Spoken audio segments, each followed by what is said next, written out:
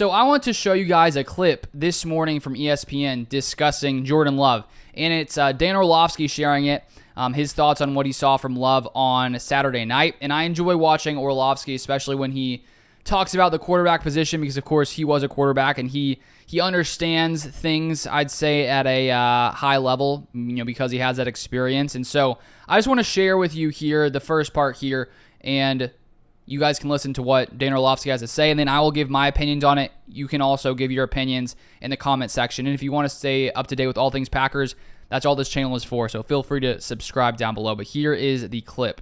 I think was the talk of the weekend. When I got home from Saturday night to go sit down and watch the Jet preseason game, I look on whatever Twitter is called now, and all anyone is talking about is just how good Jordan Love looks. It feels like something somewhat special is starting in Green Bay. If Jordan Love plays in the regular season, the way he plays this preseason, the NFC is going to absolutely have another playoff contender, and they got another seat at the table. The two big takeaways: how Jordan Love has taken the lower body mechanics and matched them to his talent and their offense. That was the big question mark for him coming out of school. And he's been able to work at it. And then now the confidence in what he's doing.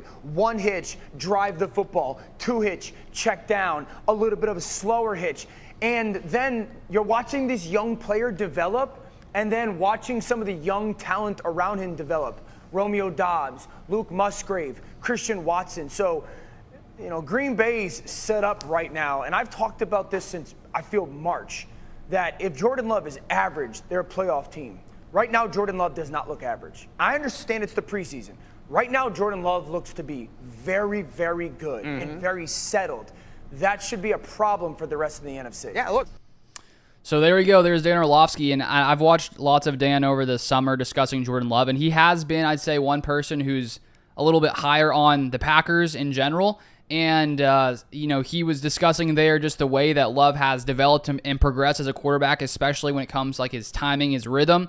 And I think we all see that. We see how comfortable he is back there in the pocket. You can see him progressing through his reads. He looks very calm, very poised in the pocket. And also, too, do you see that the thing at the bottom says ESPN Analytics, Green Bay worst chance to win NFC North with 12%? I have a feeling that's going to be moving slightly up. That's just my personal opinion.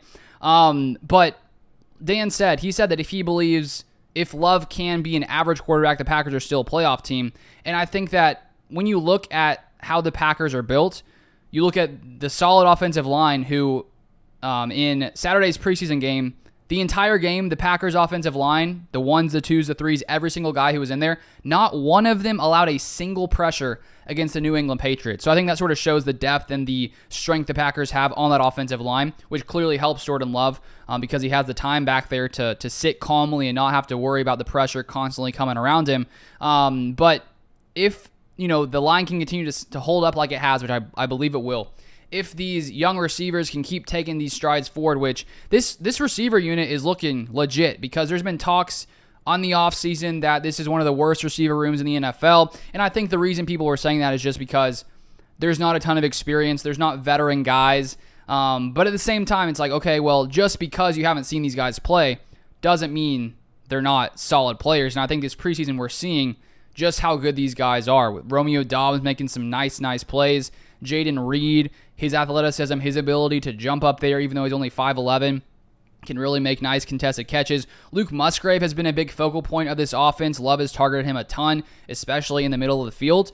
And so I think because of the uncertainty around all this, most people just assume the Packers wouldn't be good. It's like, well, what are the odds they get another good quarterback, like another solid quarterback? And I understand that. It's like, of course, going from Favre to Rodgers, you would think eventually, the winning streak would come to an end in Green Bay.